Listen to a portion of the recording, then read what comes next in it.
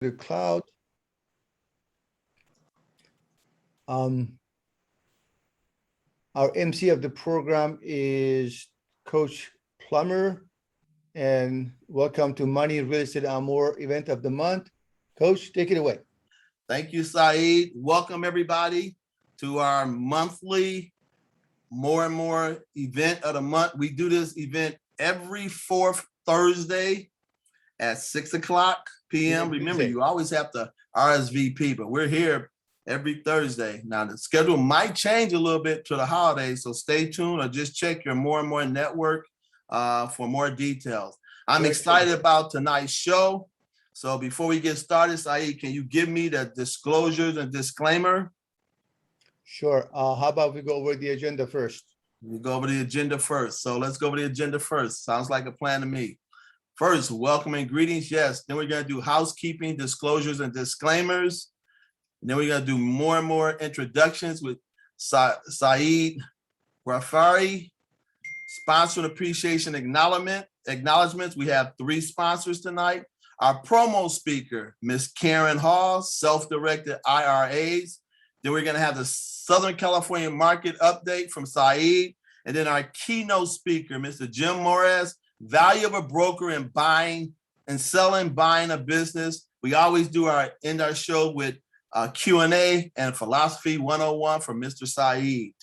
That's the agenda for tonight's show. Our goal is to get through this program by 7:15, and we've been doing a really good job of getting it done. So hang in there with us, and we're excited. Now we're going to do disclosures and disclaimers. The information and content presented in this meeting may not be taken as legal, financial, or tax advice. You are encouraged to seek advice from licensed professionals at the time of need. Before engaging in business with members, guests, and people you meet in our meetings and on our platforms, be sure to do your own due diligence on their product and services. The presence in our meetings and on our platforms and the recommendations of the products and services by members and guests may not be taken as our endorsement unless it is expressly stated and disclosed in writing as such. All righty now.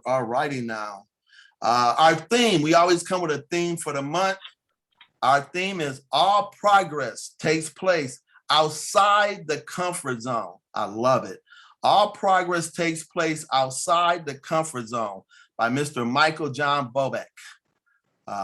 Again, in order to grow and scale and be the person you want to be and reach new heights, you always have to get out of that comfort zone. Too many of us get caught sometimes being comfortable with where we are, but not growing or not being where we really want to go. So again, all progress takes place outside the comfort zone. Don't be afraid to step out there. Next slide, Saeed. That's me. That's you. So it's on you, big guy. You got it. Take it away. Thank you, Coach, and I appreciate it. And welcome everybody. As we have a theme of the month, all progress takes place outside the comfort zone. Putting together this platform, More and More, Money, Real Estate, and More, is totally out of my comfort zone. My background is real estate lending, real estate investment, and real estate sales. But in 2017-18, I came up with the vision of putting together that I bring all professionals in the real estate and financial space together and help changing businesses and lives for better. That's the mission for our platform, changing businesses and lives for better. M&M is a social media platform, a one-stop hub for content and connection for real estate and finance industry professionals. And the membership to M&M is free to all. There we go. Our vision is to connect people to businesses, properties, and opportunities 24/7 online, weekly by way of podcasts and newsletters, and monthly through these events. We like to provide transparency, literacy, and connection in the real estate and related fields. We offer synergy systems and the networks essential for success. And we like to create an ambience in which systems, networks, and opportunities merge to produce optimum results. As I said, we're a one-stop hub for real estate, and we provide content and community. We provide support and services. We provide vetted vendors. We also provide tools and technology. All of this as part of the systems and the networks that we provide that our members and visitors can use for success. I'll go through that for a few minutes and tell you about what we have. We have a free membership in our platform. Currently, we have about 1,050 members. Membership is free. It's like a LinkedIn or Facebook. It's a social media with a focus on real estate. Please sign up. There's no cost. As a member, you also get a free business directory. If you have a business or a service, you can put it on our business directory at no cost. And currently, we have about 84 businesses listed in our directory. We also provide a calendar event for free to all our members. If you have an event, if you have an open house, if you have a webinar, if you have a seminar, if you have a gathering, you can post it at no cost. Then we have paid programs. Because we're not here to sell you anything, we're not going to talk about them. We just let you know that we have 12 members in our business partner panel. We have 9 members in our pro page listing. We have 8 podcast contributors, and we have over 30 members of our affiliate program that is right now in the testing phase. Once we roll it out, we'll make it available to everybody. Our network consists of investors, buyers, sellers, realtors and lenders, coaches and trainers, contractors, financial planners and advisors, affiliate service providers such as escrow, title, termite, disclosure services. We have accountants and CPAs. We have all sorts of real estate and financial related professionals on our system. Our podcast, we have about 7 contributors. 4 or 5 of them are in real estate. Mike Rosica is in note investment. Dr. Devon Dames is in capital acquisition. And our keynote speaker, Jim Moazez, he's a business broker. They contribute to our podcast on a regular basis. And our podcast is heard in 42 states and 23 countries. If you're interested to become a podcast contributor, co-host, please reach out to me. We have produced 65 episodes. We have over 1,240 unique listeners with over 2,223 downloads in 23 countries and 42 states. Our newsletter goes out every week. As you saw the one that introduced you to this program, we have over 7,000 audience. Our average open rate is about 32%. Our average click rate is about 4.6%. And event of the month such as this is our 8th event. Our audience average between 25 to 30. Our target audience are real estate professionals, consumers, and I got to correct Coach Plummer. We meet every second and fourth Tuesday, not Thursday. Oh boy. Yeah, so I got you corrected here. So thank you, sir. Appreciate that. No worries. So the second and fourth Tuesday of the month at 6 p.m., we will be on Zoom providing you with our programs. And now it's time for, continue on. We have 84 businesses listed in our directory. It is free to everybody. And let's move on with the benefits, summarize the benefits. As of today, we have 1,083 members, 84 businesses in our directory, 12 business partners, 7 podcast co-hosts. And the benefits to both consumers and professionals is direct connection to vetted service providers, access to real estate educational content and resources, access to market data, access to investment opportunities. And of course, we're working on an affiliate program that will roll it out to everybody. Without our sponsors, we wouldn't be able to provide this to you. So let's thank our sponsor, Coach. All right, great. Thank you, Saeed. So we have 3 sponsors tonight, and I'm going to introduce each sponsor. You have 90 seconds. Please do me a favor and keep it under 90 seconds. The first sponsor is Mr. Mike Russ, noteconference.com. Welcome, Mike. Hey guys, how you doing? Good. Hey. How you doing, sir? Good. I'm really looking forward to tonight's program. 2 fantastic topics. One I'm very familiar with, and buying businesses I am totally not familiar with. I'm really looking forward to this evening. So yeah, my name is Mike Rosica. I started Note Conference 14 years ago, teaching people how to invest in non-performing notes. Non-performing notes really have been around since someone lent somebody a chicken about, I don't know, and didn't give the didn't pay up or didn't pay it back. So yeah, non-performing notes. What's the big deal about it is when a real estate mortgage goes bad, the banks don't really want that. They don't know what to do with it. They mark it down to zero and then they sell it to me at a discount. And so that's essentially what I do. You can find me on More and More Network. I post there frequently, as I suggest that everyone should post there in the news feed on a regular basis. And Saeed, I'm really excited for you and this network. I think you're going in the right direction to make it a one-stop hub for all real estate transactions, and I love it. You know, from pictures of realtors to title work and anything in between. So it's amazing. Thank you. Thank you, Mr. Mike. Great timing. Our next sponsor is Mr. Dr. Martin Kellerhoff. Listening is the key. I need to mention real quick, both Mike Russ, Dr. Martin Kellerhoff, and myself run Coach's Corner. You'll hear more about that in a few minutes. But Mike Russ, and again, Dr. Martin Kellerhoff, members of Coach's Corner. Dr. Martin, 90 seconds. Go for it.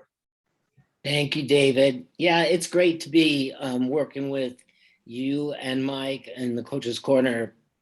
And thank you for this opportunity, Saeed, to really enjoy and plug what we do here. Let me just say a word first about the name of my company is Listening is the Key, because I don't have like some cookie cutter approach.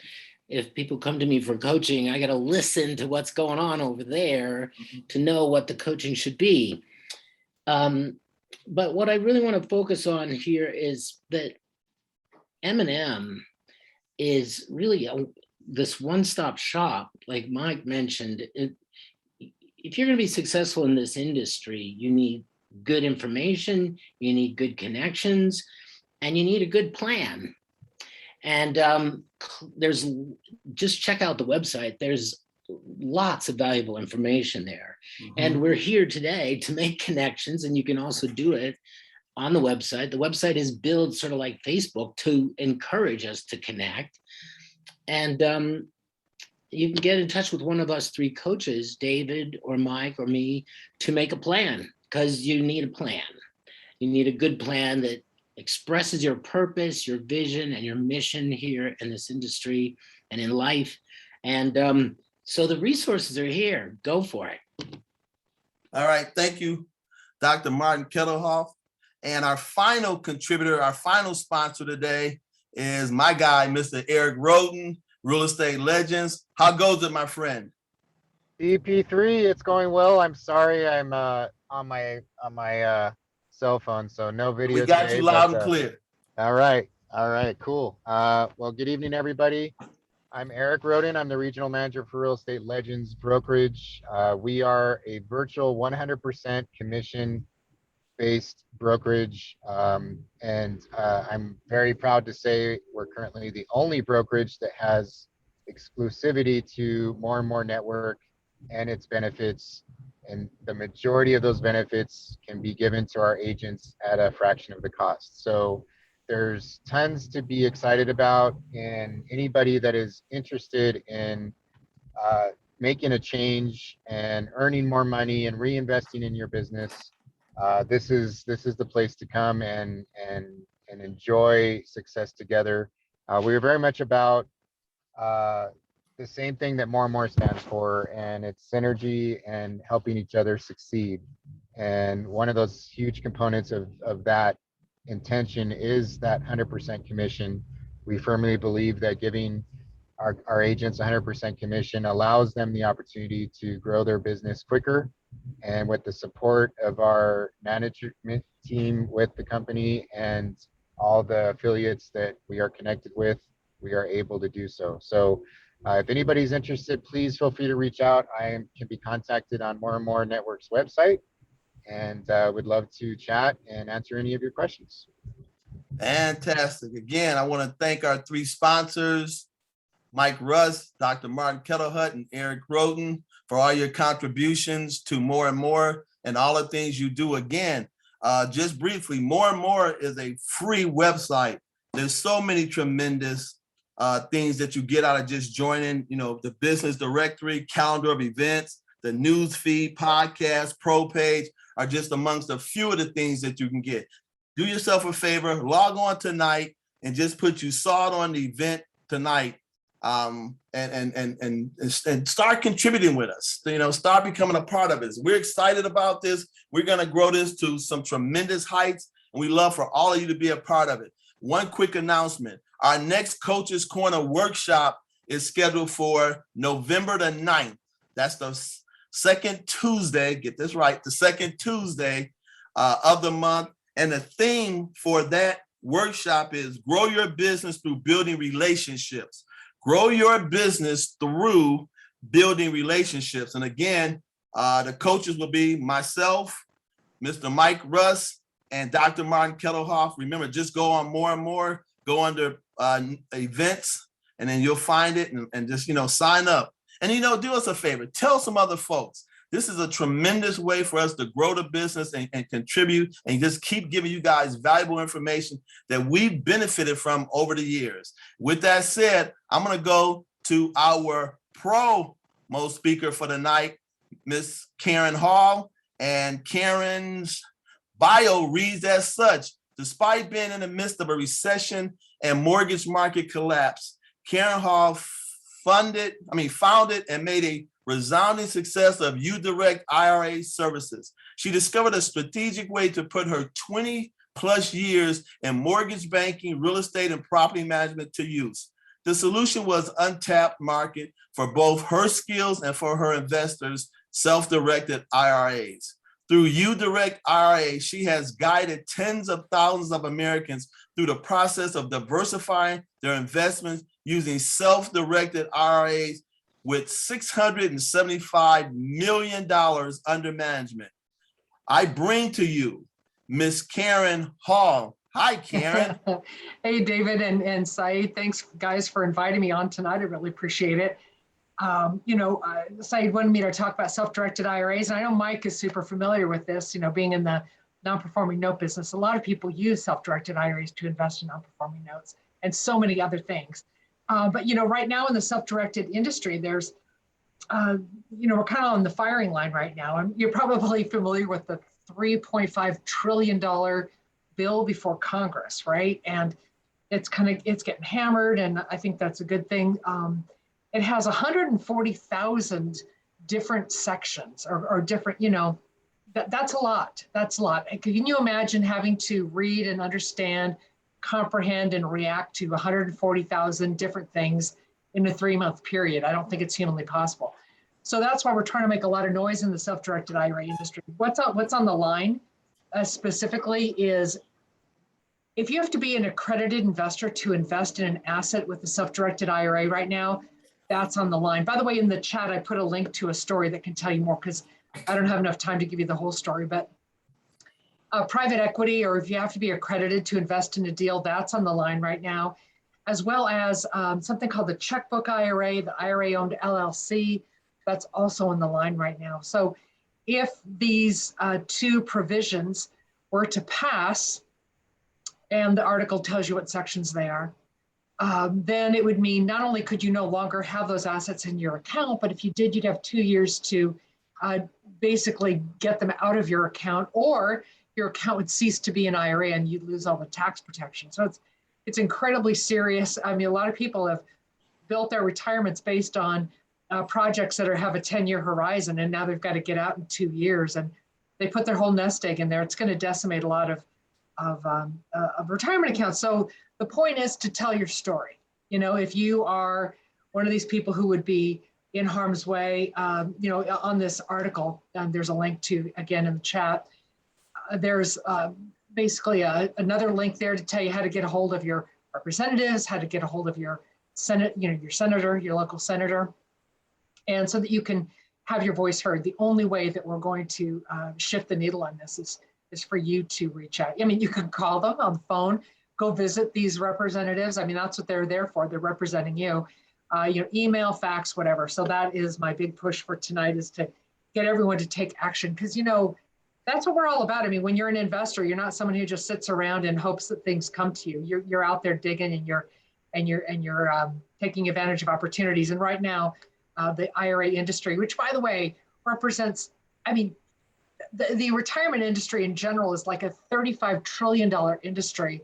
Self-directed IRAs represent a part of that, but it's on the line right now. So I hope you'll make your voice heard. Okay, so if anybody has a question about self-directed IRAs, I'd be happy to talk about it. But in the remaining minutes that I have, I'll say that I'll be speaking again on January 25th to this group, and at that time, I'll be telling you pretty much what came of all these provisions, because Congress is scheduled to recess for the Christmas holiday break on December 10th. And so hopefully these issues will linger and get past us so that we can have more time to debate and to make our opinions known. But by January, I should know a lot more about the progress that we're making on these issues. But also there are other issues involving self-directed IRAs. You may remember the Secure Act, and that changed some things, including the RMD age, required minimum distribution age, from 70 to 72. And there's something called Secure Act 2.0. And with this gigantic bill before Congress, the Secure Act 2.0 is sort of taking a back seat.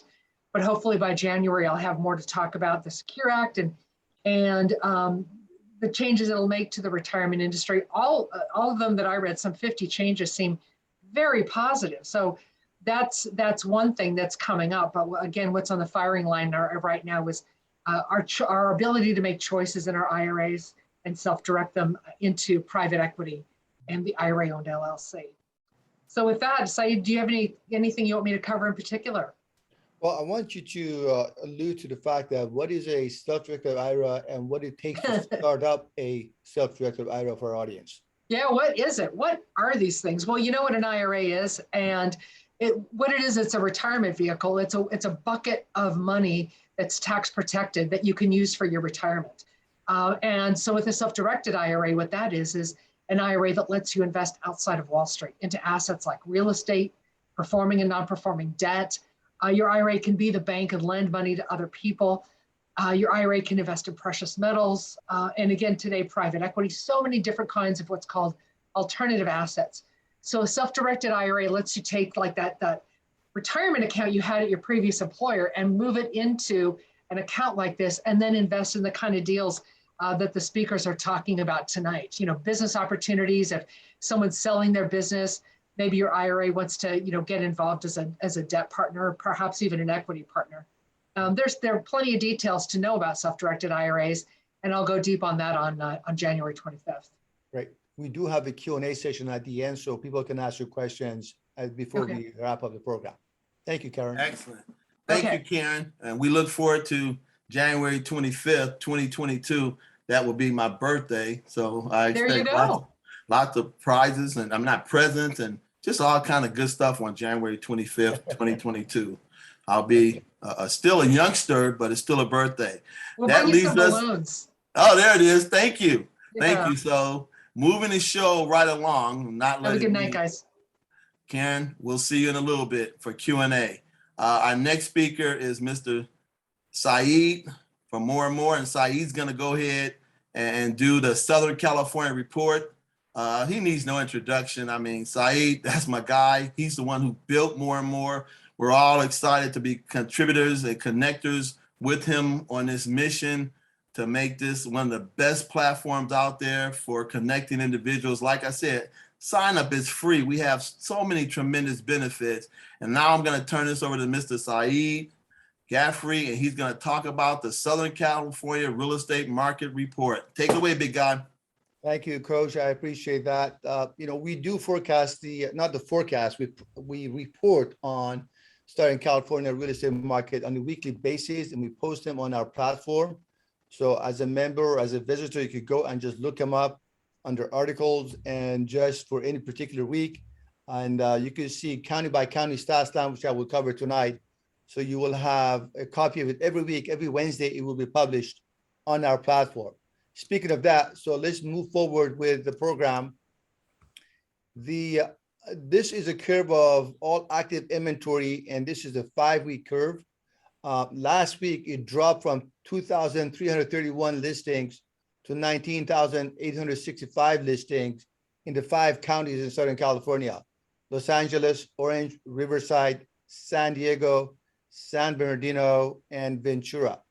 That was a 2.29% drop within the county. The average active listing inventory for the past 5 weeks was 20,369. If you could notice, we are slightly below average from last week, which is last Sunday was put together. Now, this is a curve of new listings and older listings. New listings are the ones that are on the market 7 days or less. Older listings are the ones that are 100+ days on the market. And if you notice, the new listings has gone down from 4,791 to 4,536. The older listing has gone up from 2,595 to 2,706. The average for the past 5 weeks for the new listing is 4,766. For the older listing is 2,568. If you notice, the impact of these two curves are the opposite. When we have less new listings on the market, that means there is less competition for the sellers, so it becomes a seller's market. On the other hand, when the older listings are growing, that means properties are not selling as fast. That means it becomes a buyer's market. So these two are moving in the opposite direction, at least from last week to this week. Now, this is a percentage of the new listings over the active inventory and the older listings over the active inventory. The new listings were 22.83% of the total active inventory, and the older listings were about 13.62% of the total active inventory. And these two are basically moving in parallel with each other on a regular basis. Coming soon are the properties that are on MLS, but they're not ready to be shown. But by MLS rules, within 21 days of them being on the MLS as a coming soon category, they need to become active and to be shown. So the coming soon inventory dropped from 871 to 788 from October 18th through October 25th, and the average 5-week average was 866. That means we have less properties coming to the market, again, making this a seller market. Why is that? Most likely because of the season. People do not bring their properties to the market during the wintertime when it gets close to the holidays. So we had a 9.53 drop from 1 week to another. And finally, the closings, they went up. Good news. They went from 3,286 closed listings on October the 18th to 3,721. That is a significant increase, 13.24% increase. And the average is about 3,719 on a weekly basis, which is right along where we had this week. And here is the county by county. If you notice, Los Angeles County is showing red dots. We don't like red dots. We want to see green dots. So they had a drop in active inventory. They had a drop in new listing inventory. They had an increase in the older listings, and they had a decrease in coming soon inventory. And of course, we love to see closings. They had 16.44% increase in closing from 1 week to another. I'm not going to go over this line by line, but on the average, you see we have a 2.29% drop in active listings. We have 5.32% drop in new listings. We have 4.28% increase on older listing, which is no good. We had 9.53% decrease in new listings, and 13.24% increase in closings, which is good news for the entire region, which is the 6 counties of LA, Orange, Riverside, San Bernardino, San Diego, and Ventura. The information we provide you is courtesy of Real Estate Legends USA, and this is my Econ 101 table. All these trends are indicating a seller's market, except for the older listings. And of course, when the closings are up, everybody likes it, everybody benefits from it. And although we see some changes in the market, we still experience a very strong seller's market. I was talking to one of my clients this morning who is on the call with us, Reza, and he said, what's the secret to buy properties in this market? I said, number 1, patience, and number 2, speed. You got to be patient to find the right property. And once you find it, do not hesitate, because before you know it, it will go into escrow. So be patient, but once you find it, be quick and place an offer on the property. That covers my presentation, and I yield it back to you, Coach. Thank you, sir. I'm always excited when I hear real estate news. For you who don't know who I am, I'm a real estate coach, but I also run a title business, and I've been in the industry for 36 years.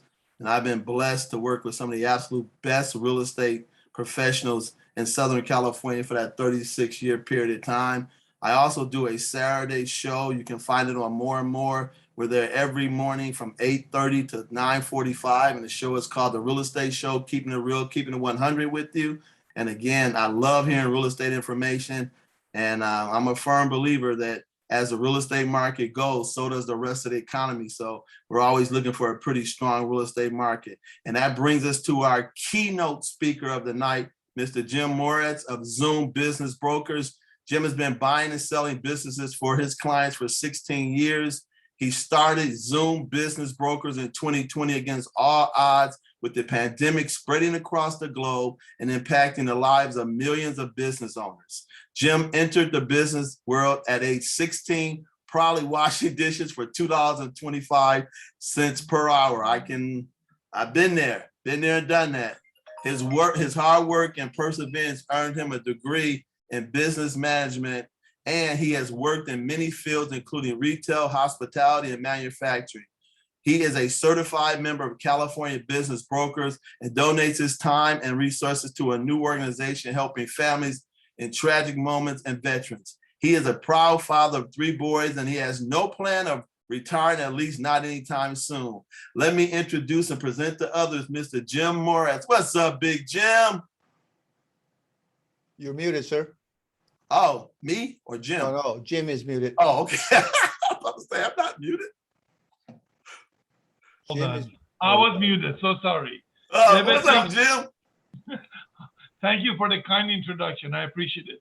Good evening, everyone. David, just out of curiosity, how much time do I have? 25 minutes plus. 25 minutes, you got it. So you can go up to 7 o'clock. No problem. Thank you for having me tonight. I've had a couple of different podcasts, but my story is a funny story. I owned a business before I became a broker. I was in offset printing business. And I was in the spot of, shall I sell it myself and save the commission, or shall I hire a broker? Friend of mine told me, you're crazy if you try to do it yourself. I didn't agree with him, but he convinced me to at least talk to a broker. Talked to a guy, really nice, professional. We decided to work together, and he finally sold my business. And I didn't know exactly what he did behind the scene. I would hear from him once every week, 10 days, maybe 2 weeks, and it took about almost 9 months to sell the business. And then he asked me to become a broker. I didn't want to. I wanted to do other things. Long story short, I tried it just to see what is going on in the background in the selling of business. So, I'll try it for a couple of months. I probably won't like it, and I'll figure something else down the road. That was 16 years ago. So I've been a broker for 16 years, and I've been on both sides. I've been a buyer, I've been a seller, as an individual, and I started my own company, as Dave mentioned. You can, anybody, I can teach anybody within 20 minutes how to advertise your business for sale. And I'll be happy to do that. I don't have a problem. It's not that difficult. It's not rocket science. You can advertise your business on different platforms, or most of the platforms, I should say, and get the phone to ring. That's not what I do. My job really starts when I have an offer in hand. Getting an offer is not that difficult. Once I have the offer, my job really starts in negotiation, working with both parties to come to an agreement in the middle, and so on and so forth. But before you even do that, before you advertise your business, how much is your business worth? From personal experience, talking to literally thousands of different business owners, I cannot recall even one of them know the true value of their business. Either they thought it is worth more than it was or less than it was. Sometimes I was talking to a gentleman maybe about 10 days ago. I told him his business is worth $800,000. I said, wow, I would have been happy with $500,000. I said, well, let me get you 800. I think I can get 800 or something pretty darn close to $800,000. So we started working together. I've dealt with people that I told them their business is worth $500,000, and they said, oh, are you crazy? I wouldn't sell it for less than 1.2. I wish them the best. And the funny thing is, probably half of them call me back in 6 months, say, can we work together? So sure, not a problem. I'll be happy to work with you. So first thing is how much your business is worth. It's not that easy. I will be happy to do evaluation. We don't just guess. The people ask me, put me on the spot, pressure me just to wing it and give a number. I refuse to do that. I will not just on a whim tell you how much your business is worth, because I hate to just shoot in the dark. I won't do that. I look at everything. In our company, we look at your numbers, your top line and your bottom line. That's important. We look at your balance sheet, how much asset and liability you have in your company. We look at your comps. You guys in real estate market, you all understand comps. We look at what the companies similar to yours have sold previously in the past year or two. We combine everything, but I also look at the specific business itself. What is the owner is doing? What is his or her role? How much time it takes to run that business if I buy it, and can I even find the right individual to replace the seller to continue the success that he or she has had? We put everything together, we come up with a value. And that's something that no single business owner on an average can ever do on their own. Not even. It takes us, once I have all the information, probably takes us about 3 to 4 days to come up with a value. Then we come up with a value and they think they're scot-free. This is it. That's awesome. You know, price is very important. Price is very important. But more important than price is the structure. You have to be able to structure the deal correctly to make it beneficial for the owner and attractive to a buyer. And hopefully, if there is going to be a lender, you're not going to pay all cash, the lender can accept the structure and lend on it. Trust me, people do this, just that segment of it, for a living all by themselves, how to structure a deal, AKA M&A attorneys. We do that free of charge for the clients. So once we have decided what the business is worth, we have figured out how to structure the deal, we go to market. As I mentioned earlier, everyone can advertise. We do it a couple of different websites that you cannot, but it's okay. We do all the advertising. We go through all the looky-loos or tire kickers. And believe it or not, some of the younger generation don't even know what those words mean. Anyone over probably 40, 45 understands those terminologies. These are people that they will not buy a business anytime soon. They're just looking. Even though in their own mind, they believe they're a serious buyer, they really are not, or they don't have the means and the capability to pull the trigger and write a check. So we, on average, I have to talk to 50 people that inquire before a deal is done. That means a batting average of 2%. If you're a baseball player, you won't even get into minor league at 2% batting average. So that's what we have to do. We are 100% success-based, just like all our real estate friends. And as a matter of fact, we get a ton of referrals from other real estate agents. Because I don't sell homes. I get people calling me, hey, thank you, Jim. You sold my business. Can you sell my house? I say, I'd love to, but I won't. Let me introduce you to somebody in your area. So that's very important, that I don't sell property by itself.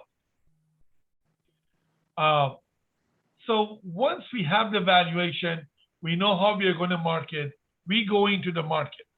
So let's say you're trying to do it, you go to market, people call. First of all, number one concern for every business seller looking to sell their business is confidentiality. They don't want everyone to know their business is for sale. And if you're trying to sell it yourself, most of the time, people will figure out which business it is. Most of the time, they will figure it out. With us, before we give out any specific information, we ask them to sign an NDA, non-disclosure. We talk to the buyers to see what are they looking for? Why are they even inquiring about this business? And if I don't feel, or if my brokers, if they don't feel that they have a valid reason, we will not show that business to anybody. They got to have enough money, they got to have the will and maybe some sort of experience to be able to go forward to the next step. So you go through and answering all the calls, all the emails while you're running your business, and you get an offer. And let's say it's a good offer. Let's say the offer you get is a good offer, pretty close or on the money on the value of your business. Your business was worth $500,000. You get an offer for $450,000, and you counter at $475 or $480. You don't hear from the buyer. What do? You call, you lose. You call, you lose. I can call. I'm the broker. I'm here to make a deal. Seller cannot call. Buyer cannot call. That's negotiation 101. But something else. If you come to an agreement on the price, remember my job starts once I have an offer. Statistically, and this is a fact, or as close as you can get to a fact, deal dies 3 times before the escrow is closed. On average, it dies 3 times. Let me tell you, I have yet to come across a business owner that can revive that business after its first death. I've yet to meet them. Because if they can do that, let me sell your business and I want you to join my company, become a business broker. Second, you come to all the agreements and everything, business dies 3 times. there are so many different angles that are some of them legal, what you should and should not say. What about disclosures? You know, in real estate, it's all about disclosure, disclosure, disclosure. Are you using the right form? Are you putting the right language to protect yourself in escrow? And above it all, statistically, when you use a broker, you get about 18% more for your business than without a broker. And I'll tell you something quite frankly, I wish my commission was 18%. It is nowhere near that. So what does that mean? You sell your business, you put no money up front, you do not handle any of the calls or emails or anything while you're running your business. You don't have to deal with any of the people that are going to waste your time and just get information from them. You don't have to negotiate with the buyer. The broker does that. Broker takes you through all the steps, all of this free of charge until we close the deal. And when we close the deal, after our commission, you still have more money in your pocket than if you were going to do it yourself. Listen, frankly, I love to hear an argument against that. You don't do any of the work. You don't spend any money, time, and effort. You get more money for your business than if you were going to sell it yourself. What is the reason not to use a broker? Now that I have covered that, with all due respect, there are brokers and then there are brokers. There are some very, very good business brokers and M&A professionals out there. There are plenty of them. And I know probably almost all of them in Southern California region.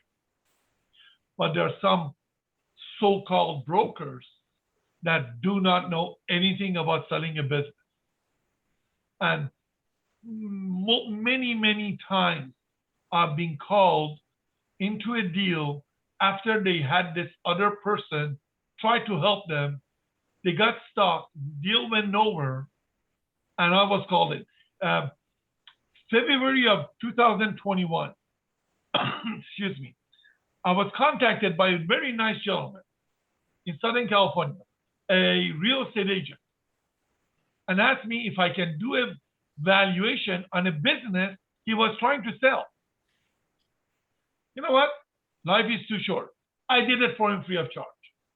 I said, here's what I think the business is worth. He went, called me about a month later, middle of March, said, Jim, I can't do this.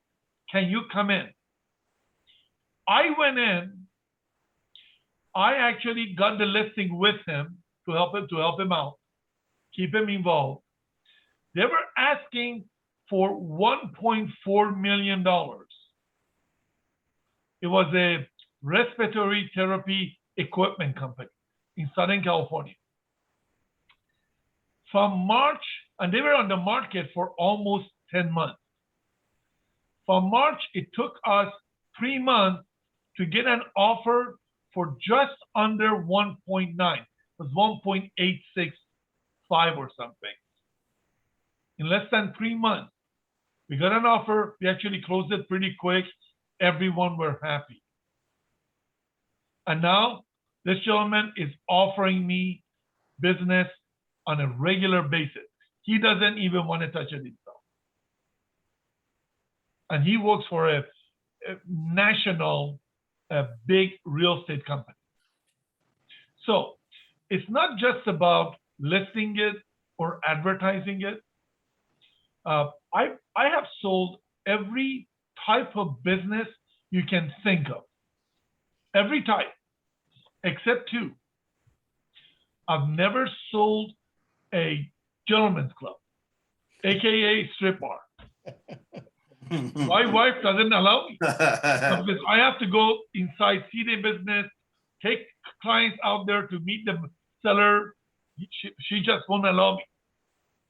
And the second one is a dispensary. Nothing personal, but because dispensary, selling marijuana or pot on a federal level is still illegal. And I'm a licensed broker. There can be some complications about them getting paid through that sale. I don't need the headache. I have enough business. So those are the only two types of business I've never sold. I've sold everything else that you can think of. I've sold businesses that were losing money. And people, how do you do that? Well, it's all about having that picture and painting that picture for the right buyer.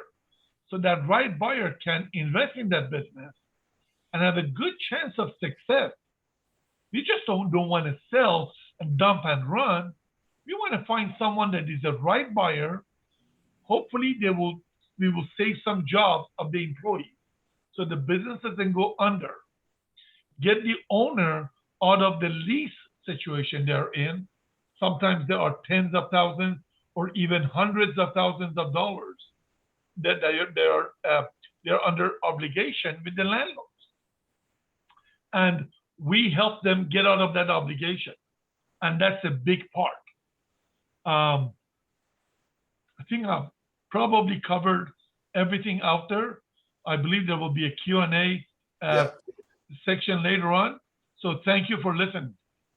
All right. Well, you're right about that. Again, I take lots of notes when speakers speak. It was kind of, while listening to you, Jim, I was saying, man, Jim and how he sells businesses is almost the same as selling real estate.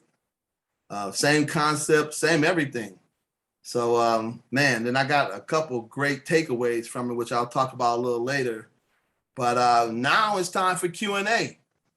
This is an opportunity for you to ask any one of our speakers tonight, Kaaren or Jim or Saeed. If you have a question for any of our sponsors or even myself, please, this is the time to ask questions. We always like to say, please get your questions answered. You have a tremendous amount of talent here, a lot of different people, Dr. Martin Kelleher, Mike Russ, obviously Jim and Kaaren, Saeed, myself, and some others. So right now is a great time to ask any questions. Who wants to start the show off for the first Q&A? Hey, Jim. Yeah, this is Mike Rosica. Very impressed, Jim. Very similar to brokering notes. I love the way you started off the first thing with confidentiality. That is huge. And when we're working with banks, and the people that I teach them to start with confidentiality. And we are here to protect the information. I love it. And Jim, we definitely have to connect. So can you tell us a little bit about what you kind of ended with, buying a distressed business? Sure. Most of the times, it costs more to start a brand new business than buying an existing one. You buy a business that, let's say, is losing a couple of $1,000s a month. Okay? You go through your due diligence, you check everything out, business losing a couple of $1,000s a month. A good example is a restaurant, food establishment. And it's for sale for, let's say, $150,000, which is a lot of money. So they would say, why would you pay $150,000 to lose $3,000 a month? The answer is, sure, you can go start one. It'll cost you that same business easily $400,000 to $500,000 to start it from scratch of all the build outs and TI. And how much money are you making day one? Your revenue is zero day one. You have all your expenses. You're losing more than a couple of $1,000s a month to begin with. You're going to spend somewhere, depending on what area you're in, 6 to 8 months to finish the build out. What is that cost of your time? waiting for the build out so you can start with $0 of revenue on day one. So it makes sense all day long to buy that business. And I'll just share one more thing real quick. The printing business, I bought it at 1995. I paid $165,000 for a business that was losing $3,000 a month. My family told me I'm crazy. They're going to disown me. I'm out of my mind. What am I smoking? Mhm. It Yep. was doing $12,000 a month revenue. When I sold it almost 10 years later, it was doing close to $100,000. Nice. Good question, Mike. Thank you. Yeah, yeah. And Great you answer. you did say something comparing, you said build out and what? PI or TI, tenant improvement. tenant PI. improvement. Tenant improvements. I've never heard that term. Thank you. Thank you, sir. Sure. I have a question for Kaaren. Kaaren, can somebody buy a business that they operate with their own IRA? You can. Yeah, your IRA can buy really anything except life insurance and collectibles, but there is a problem with directly purchasing an active business with an IRA, and it's a tax. That tax is called UDFI or UBIT, unrelated business income tax. They're kind of like twin taxes. So if it might be better if you talk to your tax person, you might find less that your IRA wouldn't be taxed if your IRA were to make a loan to someone else who is buying a business and invest in that business in that way in someone else's effort. When you invest with a self-directed IRA, you need to keep things arm's length. So you can't, for example, if your IRA did buy a business, you couldn't run the business. You have to hire a manager.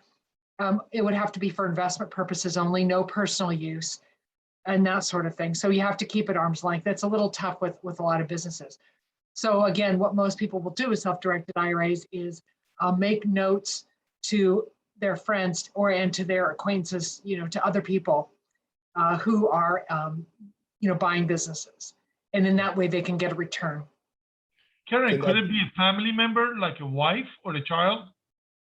Yeah, so with self-directed IRAs, some people are disallowed, and that would be, for example, your wife is not going to make a loan to your business because you're disallowed to one another. So it's your ascendants and descendants. The disallowed people are your parents and grandparents, you and your spouse, and your children and your grandchildren, plus a 50-50 business partner. So if you're 50-50 business partners with someone and they want to invest in your business using their IRA, they're actually a disallowed person. It would create a prohibited transaction, which could then lead to basically, just the IRA going south entirely, not being considered an IRA. So you have to steer clear of prohibited transactions and disallowed people. Kind of the long way to say, no, you don't want to do it that way. But I love the explanation. I mean, there's a lot of detail to it. And Yeah. So whenever somebody calls us and they tell us that they want to open a self-directed IRA, we always say, well, what are you investing in? We want to hear the story because there's always a story behind it. And we want to listen for prohibited transactions so we can help our account holders steer clear of them. So what's If I have a somebody question. does invest in a business, can that business hire them? No, you can't. It's a disallowed, it's a prohibited transaction to provide services to the plan. Okay. So if you go to work for a business that your IRA is invested in, that can be considered offering services to the plan. I see. Got it. All right, Kaaren, what's this is Eric. Oh, go ahead, go Eric. ahead. Okay, Oh, thanks. go ahead. Part of my ignorance, but I wanted to know, is there a way to transfer from IRA to a self-directed IRA, so like a Roth IRA, different IRA accounts? Absolutely. And so in order to start an account, that's what you do. You can fund it either by doing an IRA to IRA transfer, by rolling over a previous employer's retirement plan, like a 401k or a 403b or a 457, something like that. Or you could always contribute. So those are the three ways to start a self-directed IRA and fund it. Again, transfer, rollover, and contribution. So with the Roth IRA transferred to a self-directed IRA, are there tax implications on that? No, anytime that you move the money from custodian to custodian without taking personal possession of it, it's not taxable. And even if you do take personal possession of it, you can do that once a year and take personal possession and move it over without it being a taxable event. So could you essentially move from your Roth IRA to the self-directed and then use those funds in the self-directed to invest in real estate? Absolutely, yes. Our account holders do that every day. Good to know. Good to know. If you were Thank you. starting a new IRA, what's the minimum amount, Kaaren? There's no minimum amount. minimum. Okay. No. no minimum But amount. when you go with a self-directed IRA, you really, almost everyone has an asset in mind. They don't just open it, and because you're not earning any money until you direct those funds into an asset. It's not like it's going to be sitting there in mutual funds. So if you've got a deal, you probably already have some money put aside, and you pretty much always have the deal in mind before you start the account. Okay. And if you do put money in self-directed IRAs, can you pull them out without penalties? I suppose you can, correct? Anytime you withdraw money from an IRA, it's a taxable event, but you can transfer it, back to the stock market or something like that if you like. But if you're taking, anytime there's a withdrawal is a taxable event. And again, once a year, you've got this special deal where you can have 60 days to put it back in, and that's once every 12 months for all your accounts combined. I guess till you 70 years and a half, then you have mandatory withdrawal.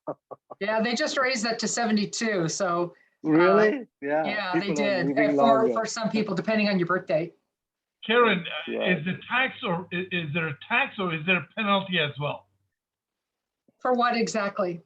for withdrawing money? Right, if you're Before- under 59 and a half, there's a penalty. If you're 59 and a half or older, there's no penalty. And you just pay the income tax if it's a traditional or a SEP or, a pre-tax kind of an IRA account. Any idea what the penalty is for the under 59 and a half? It's 10%. 10%. Pretty expensive money, I'll tell you. Yeah, it is. But they make it that way so people don't draw. Right, I mean, the money is it's all about, IRAs are all about the future and about saving for the future. And, I don't think you guys all know the future comes at you faster than you know, right? Exactly. You'll be using that money before you know it. So we have to be our own best friend and take care of our futures as well as today. Good stuff. Kaaren, if can the IRA account be a joint account between husband and wife? That's a great question. And the answer is no, because I get asked that a lot. It's an IRA, not a JRA, right? Not a joint retirement account, but an individual Oh, yeah. retirement arrangement, right? And so, but like husband and wife, and in the case of a divorce, the husband and wife, they own their accounts individually, and they just go forward with that individual. They have individual ownership, or it depends on what a judge says too. So. Good to know. Cool. Yeah, I have a question for Jim real quick. Are you nationwide? Yes, I am. As a matter of fact, about 2.5 months ago, we went nationwide. So one of the few brokerage houses in the country that we can do nationwide deals. And we actually get quite a bit of referrals from other real estate agents and real estate professionals that they refer us business, and we give them a referral fee. Oh, nice.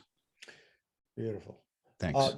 Jim, is there such a business as business flipping, like house flipping? A lot of people buy houses under market, they flip them. And you say you sell businesses that are losing money. Do people go and buy those businesses, ramp them up, and then sell them for profit? Is that common? Yes, more than people actually realize. Okay. More than people realize. So since COVID really hurt a lot of different businesses, thousands and thousands and thousands of them throughout the country in almost every sector and type of business. Market is so busy and so strong in buying businesses right now. Right now is a seller's market. Prices have gone up and people are in a frenzy to either buy those distressed or they're expanding. I have a lot of clients that they are expanding after COVID. So yes. So, awesome. Any further questions? Yeah. Jim, have you ever thought of like maybe training people on how to build a business just to sell? Good question.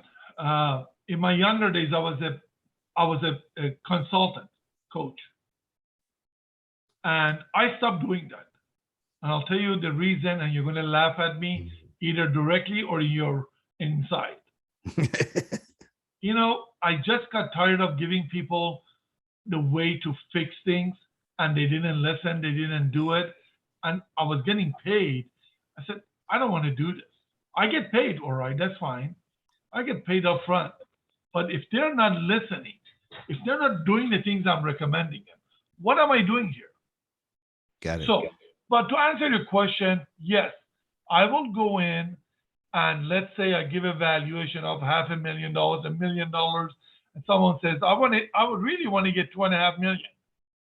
Okay, this is what you need to do to get to the $2.5 million target. I will not be there holding their hands, telling them details, but I can tell them in a broad spectrum how to do that. Now, are there exceptions to the rule? Yes, but very far and in between. Nice. Thank you. Very cool. Excellent. Thank you for the questions. Right. Any more questions? We still have a little time. Yeah, if we don't have any questions, we can go towards the closing and do your closing remarks, Coach. Well, again, man, I love doing this event on the 4th Tuesday of every month. You learn so much information. I mean, the speakers who come on are so knowledgeable, and anytime you can just get knowledge, you know, they always say power, knowledge is power. But man, the information we received tonight, I can't wait till January 25th to hear what Kaaren has to say in terms of self-funded IRAs. And obviously, Jim, spot on about businesses. What can I say? Another great show, Saeed. And man, can't wait till 2022 to continue this progress on. Absolutely. Yep. I want to thank everybody who attended the program. I want to thank our sponsors. Goes without saying, our speakers, Kaaren, Jim Moazez, our distinguished MC, David Plummer, and everybody who contributes to the program. I'm excited to get the M&M coaching program started.